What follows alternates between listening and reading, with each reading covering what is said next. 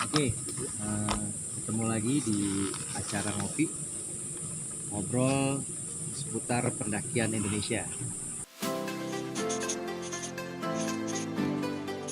Ya, kali ini kita ada narasumber, seorang praktisi expert di bushcraft. Jadi satu bagian dari pendakian salah satu dari part dari gunung hutan, yaitu bushcraft. Nah, ini kita kenalin dulu. Kang Os, apa kabar? Baik. resep. Oke, nih Kang Os, kita sekarang mau ngobrol-ngobrol mengenai seputar pendakian di Indonesia, tapi lebih ke arah bushcraft. Ya.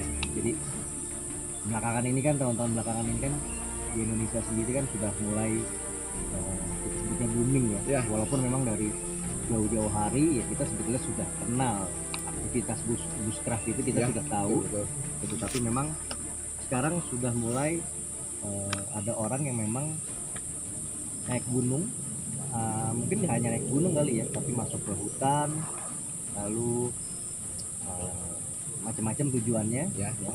Terus menggunakan mungkin alat yang minim mungkin ya, karena banyak tujuannya gitu ya. Nah, menurut Kang Os sendiri sekarang perkembangan bushcraft di Indonesia itu bagaimana sih?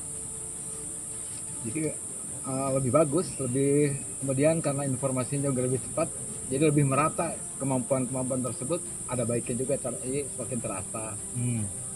Jadi kemampuan yang dulunya hanya dilewatkan, misalnya kita di sini sebenarnya tidak perlu api kan. Dengan peralatan yang ini ya kita sudah nyaman. Tapi ada beberapa orang yang memang mungkin cara berpikirnya bukan berbeda ya. Bagaimana kalau terjadi seperti ini, sehingga sebab memasak juga perlu kemauan. Jadi dilatih memasak, membuat api, seru kegiatan untuk memenuhi kebutuhan tuh. Dengan bushcraft itu terasa. Jadi kita unsur maunya yang ditimbulkan dari situ. Bagus menurut saya. Ya, jadi memang sekarang kan juga banyak tuh ya Kang Os, kelompok-kelompok atau grup-grup yang memang sudah mengkhususkan mengkhususkan lebih ke arah bushcraft, yaitu bermain di hutan dengan alat seminim mungkin gitu ya, memanfaatkan dengan sumber daya yang ada gitu ya. Nah, sebetulnya balik lagi nih Kang Os, bushcraft itu sebetulnya dari sudut pandang Kang Os sendiri, apakah suatu kegiatan yang memang merusak nggak sih? Ada kayak buang sampah lah, kita sudah tahu, tapi banyak juga yang melanggar. Jadi beberapa orang mungkin hanya secara teknikalnya aja terasa, tapi kepedulian terhadap bekas latihannya juga mungkin beberapa orang, hanya beberapa saja. Tapi saya yakin komunitas bushcraft sudah menyadari bahwa alam dan penggiat itu memang harus saling menghargai lah. Saling menikmati. Artinya sebetulnya kegiatan ini bisa tetap dilakukan tanpa harus merusak hutan, tapi ya memanfaatkan sumber daya yang ada di dalam yang ada di sekitarnya gitu ya Kang ya. Sebenarnya ini kan semacam kita bukan menebang ya. Ada aturan-aturan, bahkan negara juga sudah melegalkan. Misalnya tidak menebang pohon tunggal bagian saja, atau membuat kayak saja bikin tongkat dari perlu-perlu yang mudah tumbuh. Berarti ya kita bisa menampis bahwa kegiatan bushcraft itu sebetulnya asal dilakukan dengan ada aturannya lah, negara juga dengan ketentuan yang ada itu sebetulnya juga tidak merusak hutan. Oke. Lalu ada juga yang nanya, Kang Os,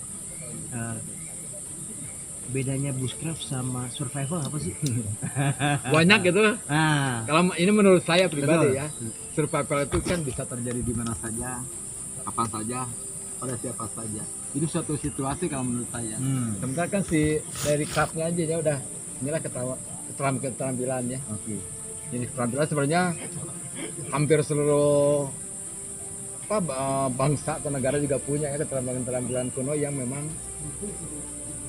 tidak ketergantungan terhadap teknologinya. Nah, Sumber listrik itunya kan. betul betul betul.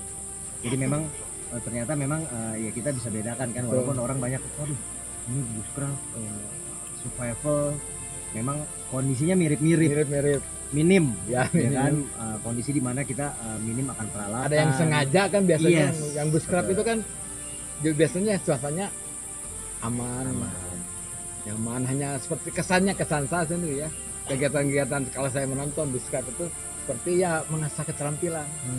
Karena situasi survival itu kan tidak bisa diduga lah. Betul betul betul. Jadi memang mungkin dari relatednya, kalau yang survival itu kondisi yang dimana sebetulnya kita bisa berlatih, Betul. tapi kita tidak mengharapkan seperti Betul. itu kejadian gitu. Tapi Betul. bushcraft itu lebih ya kita mempersiapkan untuk Betul. kegiatan itu ya. Betul, Oke. Terus kalau sekarang Kang Os, ini kan kita kenal ya, Indonesia juga mempunyai gunung-gunung yang sangat banyak, Betul. lalu hutan-hutan yang sangat banyak. Perlu juga nggak sih sebetulnya bushcraft ini ya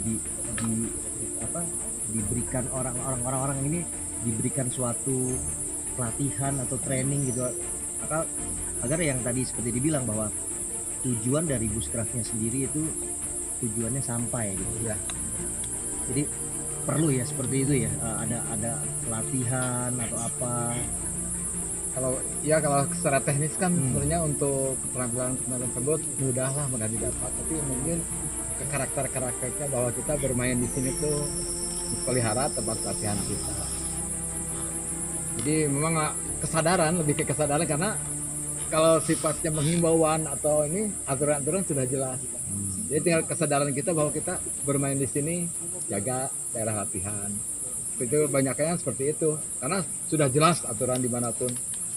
Pelatihan juga belum tentu lah bisa ini, tapi himbauan seperti itu tuh sudah banyak ya, semuanya kan ke arah yang lebih baik. Tapi kenyataannya memang timbul dari diri sendiri lah, hanya tadi tergantung tujuannya dia. Oke, ya baik. Jadi memang ya kita harapkan sih sebetulnya, karena sebetulnya bushcraft ini juga kan suatu kegiatan yang positif, di mana bahwa ya kita melatih untuk bisa bertahan, untuk bukan bertahan hidup, untuk bisa hidup ya di alam ya kan, dengan menggunakan sumber daya yang ada, yang meminimalkan mungkin teknologi yang ada gitu ya, kembali ke alam, meresapi hakikat kita ya kan, berteman dengan alam, melatih mental tuh ya kan. Jadi memang kita harapkan bahwa nanti ya kedepannya di bushcraft di Indonesia juga bisa lebih terarah, dan mungkin lebih bagus lagi kalau misalnya memang saya juga udah dengar tuh ada beberapa kelompok-kelompok yang memang sudah membuat ke arah pelatihan atau segala macam. Jadi mengedukate bahwa kita bisa bermain di alam tapi ya tanpa harus merusak alam gitu. Nah, terus Kang Mas, dengan sekarang di Indonesia sendiri gitu ya, wisata alam juga semakin pesat nih ya.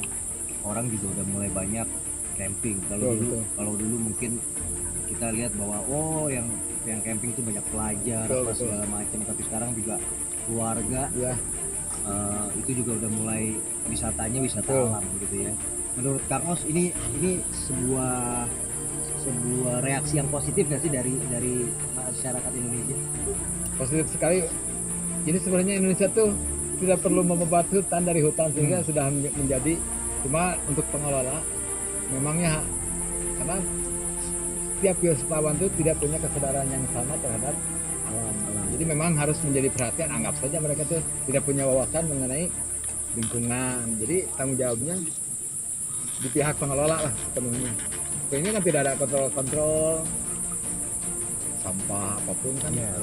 Kita memang idealnya pihak pengelola itu menganggap bahwa semua wisatawan itu belum mendapatkan pelatihan atau edukasi mengenai lingkungan. Jadi ya sepenuhnya kalau wisata usahanya dari wisata, pengelola juga harus bertanggung jawab terhadap, jangan tidak dibebankan ke, walaupun beberapa orang mungkin sudah sadar bahwa sampahnya sendiri ke depan seperti di sini gitu ya, bawa ke depan kemanapun, tapi kebanyakan tidak, coba lihat aja ya, nanti kita lihat. Nah terus Kang Os, jadi ini kan sebagai penggiat juga apa namanya expert juga di kegiatan Bushcraft ini, sebetulnya kedepannya ada harapan apa sih Kang Os mengenai